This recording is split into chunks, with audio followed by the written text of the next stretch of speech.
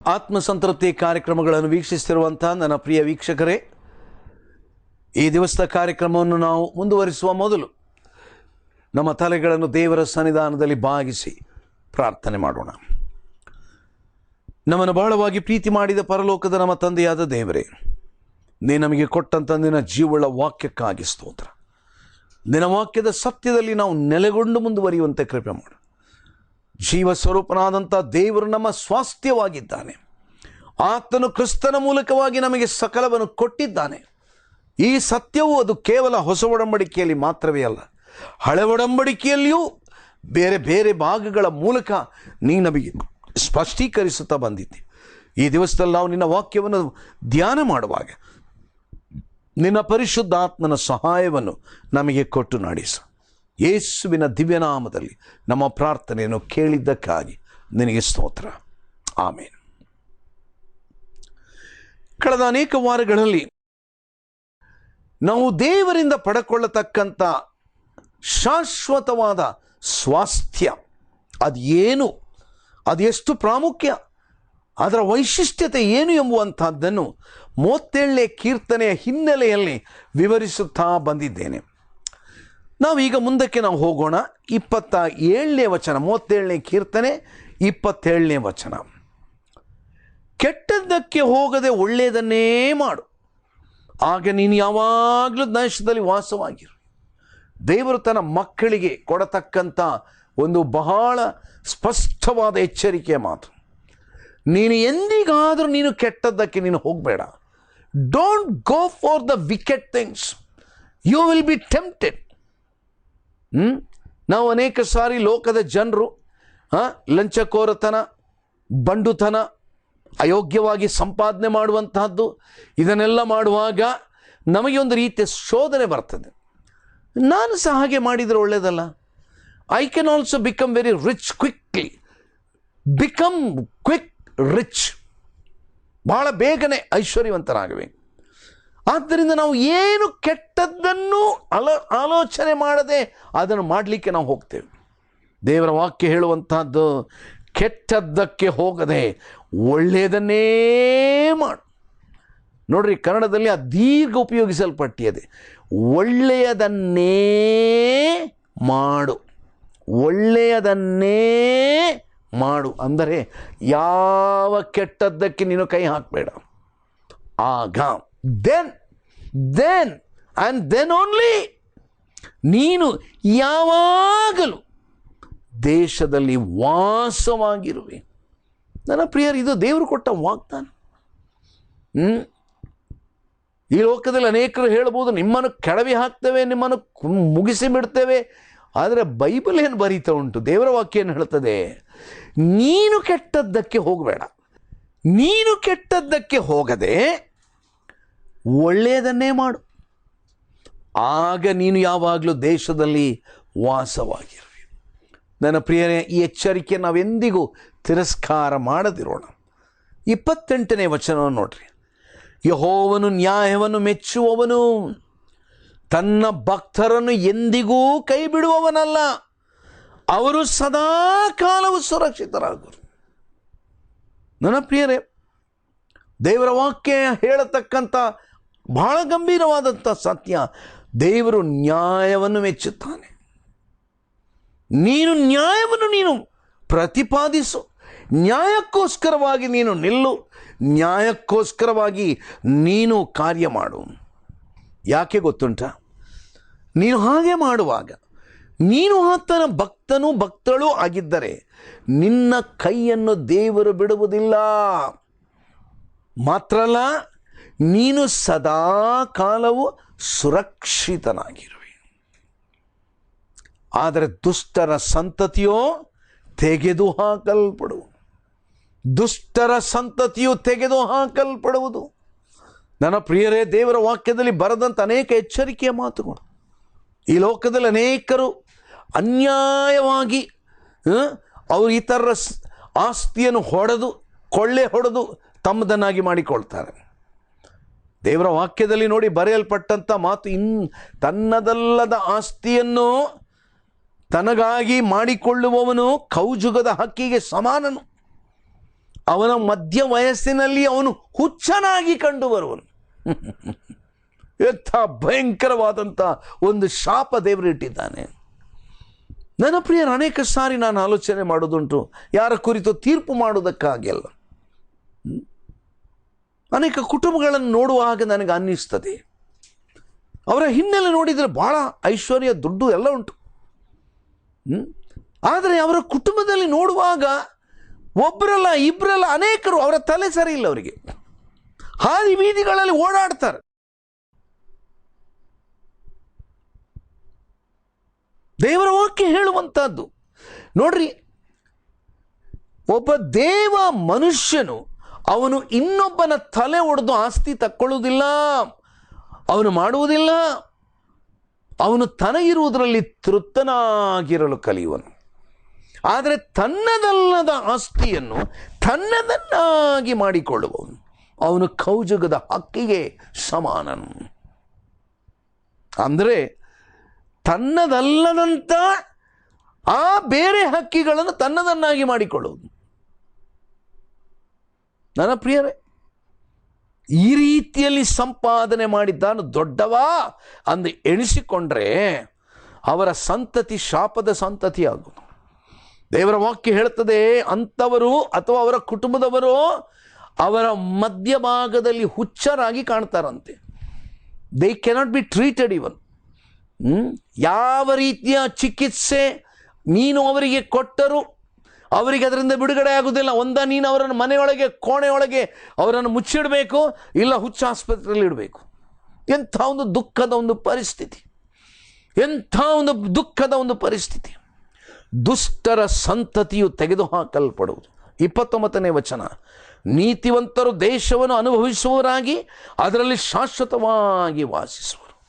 ಆದರೆ ದೇವರ ಮಕ್ಕಳಿಗೆ ದೇವರು ಕೊಡುವಂಥ ಆಶೀರ್ವಾದ ತಾತ್ಕಾಲಿಕವಾದದ್ದಲ್ಲ, ಶಾಶ್ವತವಾದದ್ದು.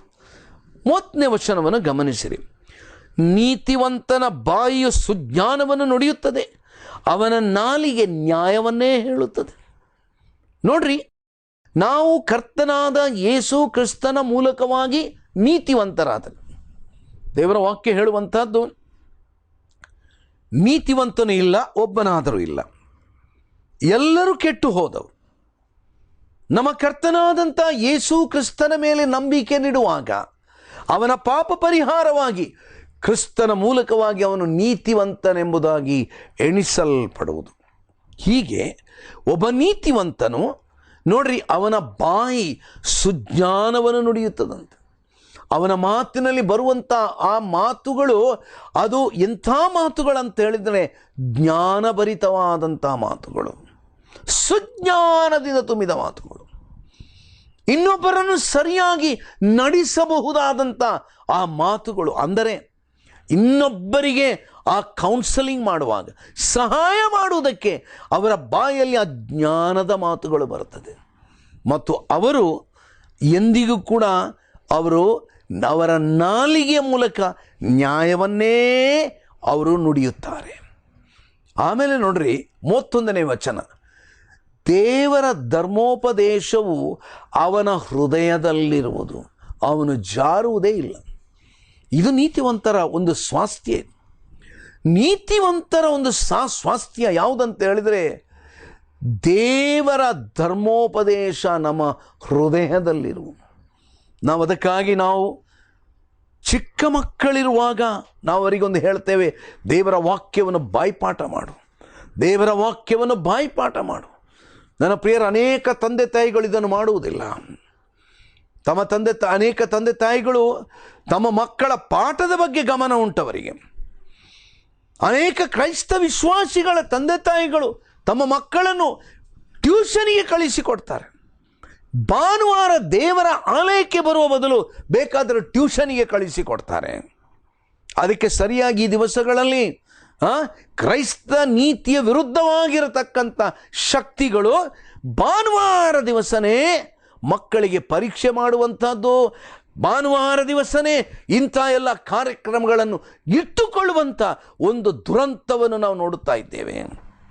ಆದರೆ ಕ್ರೈಸ್ತ ತಂದೆ ತಾಯಿಗಳೇ ಎಚ್ಚರಿಕೆಯಾಗಿರು. ನಿಮ್ಮ ಮಕ್ಕಳಿಗೆ ದೇವರ ವಾಕ್ಯವನ್ನು ಕಲಿಸಿರಿ. ನೀವು ದೇವರ ವಾಕ್ಯವನ್ನು ನಿಮ್ಮ ಹೃದಯದಲ್ಲಿ ಇಟ್ಟುಕೊಳ್ಳಿರಿ. ದೇವರ ಮಕ್ಕಳೇ, ಕ್ರಿಸ್ತನ ವಿಶ್ವಾಸಿಗಳೇ, ದೇವರ ವಾಕ್ಯ ಹೇಳುವಂಥದ್ದು ದೇವರ ಧರ್ಮೋಪದೇಶ ಅವನ ಹೃದಯದಲ್ಲಿರುವುದು. ಹಾಗಾದರೆ ನಾವು ನೀತಿವಂತರು ಎಂಬುದಾಗಿ ಹೇಳುವುದಾದರೆ ಧರ್ಮೋಪದೇಶದ ಬೈಬಲ್ ಉಂಟು, ಅದು ಬೈಬಲ್ ಒಳಗಡೆ ಇರುವುದಲ್ಲ. ಆ ಸತ್ಯವೇದದ ಸತ್ಯಗಳು ಅದು ನಮ್ಮ ಹೃದಯದಲ್ಲಿರಬೇಕು. ಅದನ್ನು ಉಪಯೋಗಿಸುವುದಕ್ಕೆ ನಾವು ಶಕ್ತರಾಗಬೇಕು. 32ನೇ ವಚನಕ್ಕೆ ಬನ್ನಿ. ದುಷ್ಟನು ಹೊಂಚು ಹಾಕಿ ನೀತಿವಂತನನ್ನು ಕೊಲ್ಲಬೇಕೆಂದು ಸಮಯ ನೋಡುತ್ತಾನೆ. ನಾವು ನೆನೆಸುವುದು ನಾವು ಈ ಲೋಕದಲ್ಲಿರುವಾಗ ನಮಗೆ ಯಾರು ವಿರೋಧಿಗಳಿಲ್ಲ ಅಂತ ತಿಳ್ಕೊಂಡು ತಪ್ಪು ತಿಳ್ಕೊಳ್ಬೇಡ್ರಿ. ನಾವು ದೇವರ ಸನ್ನಿಧಾನದಲ್ಲಿ ನೀತಿವಂತರಾಗಿ ಜೀವಿಸುವಾಗ ಅನೇಕ ಸಾರಿ ದುಷ್ಟರು ಹೊಂಚು ಹಾಕಿ ನಮ್ಮನ್ನು ಕೊಲ್ಲಬೇಕೆಂದು ನೋಡ್ತಾ ಇರ್ತಾರೆ. ಆದರೆ ವಾಗ್ದಾನ ನೋಡ್ರಿ, 33ನೇ ವಚನ. ಆದರೆ ಯೆಹೋವನು ಅವನನ್ನು ಸಿಕ್ಕಗೊಳಿಸುವುದಿಲ್ಲ. What A protection! ನಮ್ಮನ್ನು ಈ ದುಷ್ಟರು ನಮ್ಮನ್ನು ಕೊಲ್ಲದಂತೆ, ಹಾಳು ಮಾಡದಂತೆ, ನಮ್ಮನ್ನು ಅವರಿಗೆ ಸಿಕ್ಕಿಸಿ ಹಾಕದಂತೆ ಕಾಯುವಂಥವನು ಯಾರೋ? ನಮ್ಮ ದೇವರು. ನನ್ನ ಅನುಭವದಲ್ಲಿ ನಾನು ಈ ಮಾತುಗಳನ್ನು ಹೇಳಬಲ್ಲೆ. ಇಂಥ ಅನುಭವ ಅನೇಕ ಸಾರಿ ನಾನು ದಾಟಿ ಹೋಗಿದ್ದೇನೆ. ನನ್ನನ್ನು ನನ್ನ ಕುಟುಂಬವನ್ನು ಕೊಲ್ಲಬೇಕೆಂಬುದಾಗಿ ಪ್ರಯತ್ನ ಮಾಡಿದಂಥ ಉದಾಹರಣೆಗಳು ಒಂದಲ್ಲ, ಎರಡಲ್ಲ, ಅನೇಕ ಉಂಟು. ಒಂದು ವೇಳೆ ನಿಮಗೆ ಕೇಳಿದರೆ ಆಶ್ಚರ್ಯ ಆದೀತು. ಆದರೆ ವಾಕ್ಯ ಹೇಳುವಂಥದ್ದು ಯೆಹೋವನು ಅವನನ್ನು ಸಿಕ್ಕಗೊಳಿಸುವುದಿಲ್ಲ, ಅವನನ್ನು ನ್ಯಾಯ ವಿಚಾರಣೆಯಲ್ಲಿ ಅಪರಾಧಿ ಎಂದು ಎಣಿಸುವುದಿಲ್ಲ. ಅನೇಕ ಸಾರಿ ದೇವರ ಮಕ್ಕಳ ವಿರುದ್ಧವಾಗಿ ಸುಳ್ಳು ಅಪರಾಧಗಳನ್ನು ಹಾಕಿ ಕೋರ್ಟ್ ಕಚೇರಿಗಳಿಗೆ ಎಳೆದುಕೊಂಡು ಹೋಗುವಂಥ ಸಾಧ್ಯತೆಗಳುಂಟು. ನನ್ನ ಪ್ರಿಯರೇ, ಎಷ್ಟೊಂದು ದುಃಖಕರವಾದ ಸಂಗತಿ. ಅನ್ಯಾಯವಾಗಿ ಸುಳ್ಳಾಗಿ ದೇವರ ಜನರನ್ನು ಕೋರ್ಟ್ ಕಚೇರಿಗಳಿಗೆ ಅವರನ್ನು ಕರೆದುಕೊಂಡು ಹೋದಾಗ ದೇವರ ವಾಕ್ಯ ಹೇಳ್ತದೆ, ನನ್ನ ಪರವಾಗಿ ಕೆಲಸ ಮಾಡುವವನು ಯಾರಂತೆ? ದೇವರು ಅವನನ್ನು ನ್ಯಾಯ ವಿಚಾರಣೆಯಲ್ಲಿ ಅಪರಾಧಿ ಎಂದು ಎಣಿಸುವುದಿಲ್ಲ. ಹಾಗಾದರೆ ಲೋಕದಲ್ಲಿ ಅಪರಾಧಿ ಅಂತ ಅವರು ತೀರ್ಪು ಕೊಡ್ಬೋದು. ಬೇಕಾದರೆ ಲೋಕದಲ್ಲಿ ನಡೀತದೆ. ಲೋಕದಲ್ಲಿ ಅನೇಕ ಸಾರಿ ನೀತಿವಂತನ ಅಪರಾಧಿ ಅಂತ ಹೇಳುವಂಥ ದುರ್ಘಟನೆಗಳು ನಡೀತದೆ. ಆದರೆ the judgement of the Lord forever, that stands forever. ದೇವರು ನಮಗೆ ಕೊಡತಕ್ಕಂಥ ನ್ಯಾಯ ತೀರ್ಪು ಅದು ಶಾಶ್ವತವಾದದ್ದು. ಆಮೇಲೆ 34ನೇ ವಚನ, ಯೆಹೋವನನ್ನು ನಿರೀಕ್ಷಿಸುವವನಾಗಿ ಆತನ ಮಾರ್ಗವನ್ನೇ ಅನುಸರಿಸು, ಆಗ ಆತನು ನಿನ್ನನ್ನು ಮುಂದಕ್ಕೆ ತಂದು ದೇಶವನ್ನು ಅನುಭವಿಸುವಂತೆ ಮಾಡುವನು.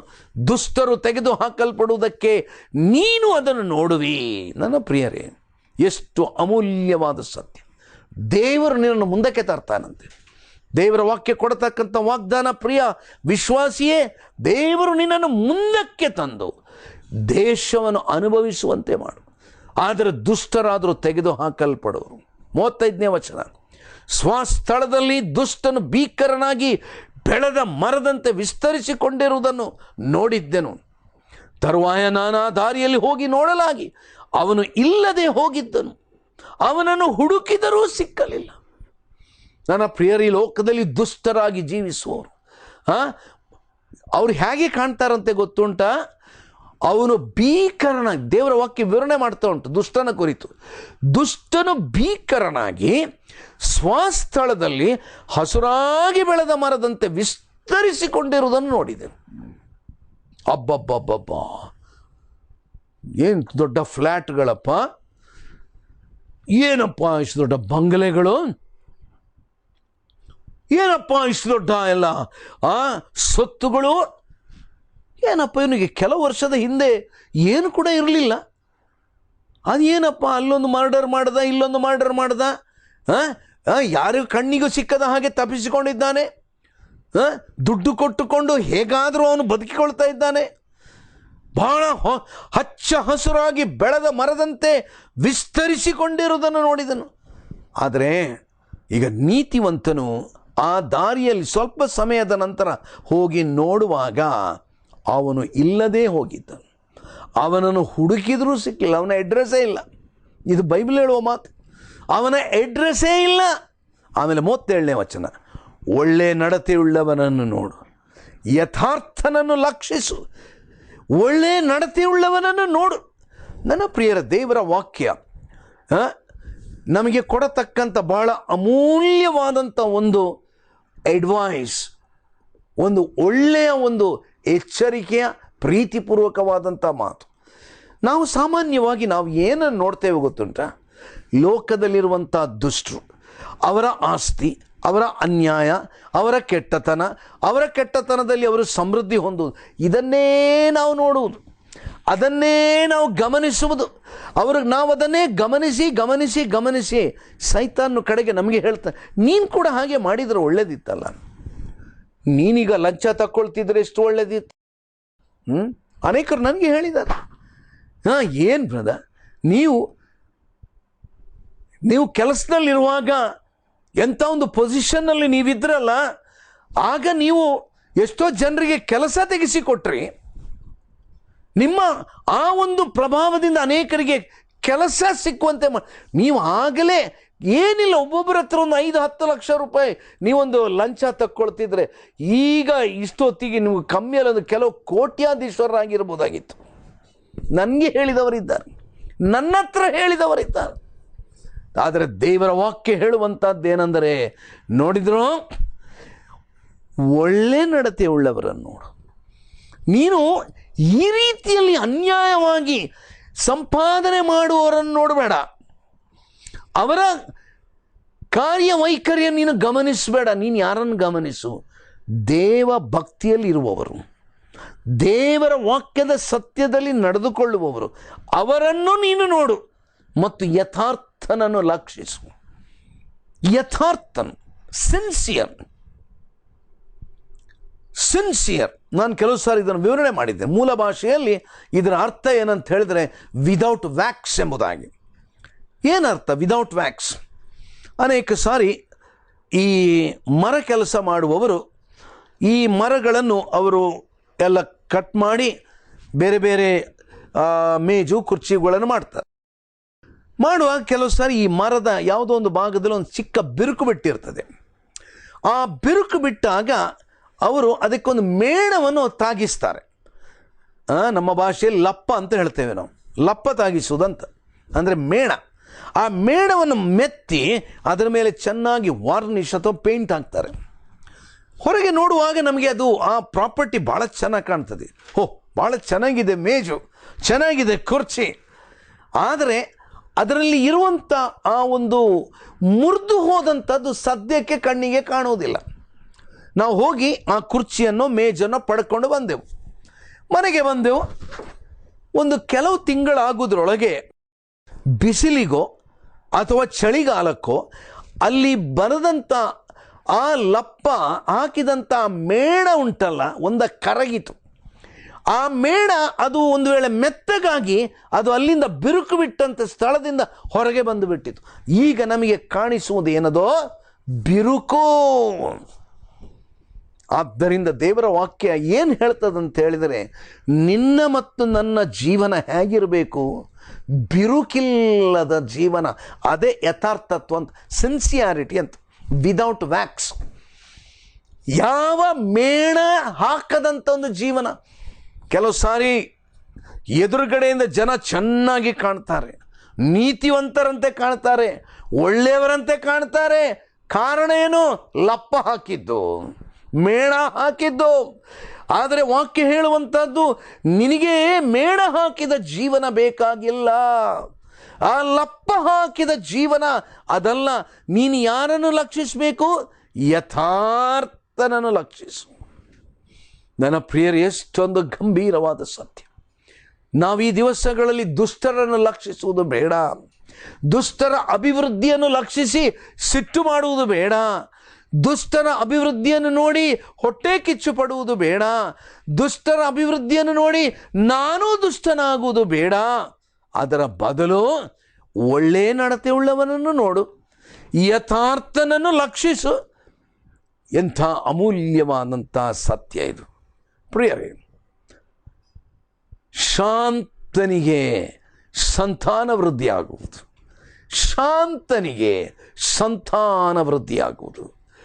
ನನ್ನ ಪ್ರಿಯರೇ, ಈ ದಿವಸದಲ್ಲಿ ನಾನು ಅನೇಕ ಕೂಟಗಳಿಗೆ ನಾನು ಹೋಗುವಾಗ ಅನೇಕರು ತಂದೆ ತಾಯಿಗಳು ಮದುವೆಯಾಗಿ ಕೆಲವು ವರ್ಷಗಳಾಗಿರ್ತದೆ. ಅಯ್ಯ ಪ್ರಾರ್ಥನೆ ಮಾಡಿರಿ, ಕೆಲವು ವರ್ಷಗಳಾಯಿತು ನಮಗೆ ಮಕ್ಕಳಿಲ್ಲದೆ.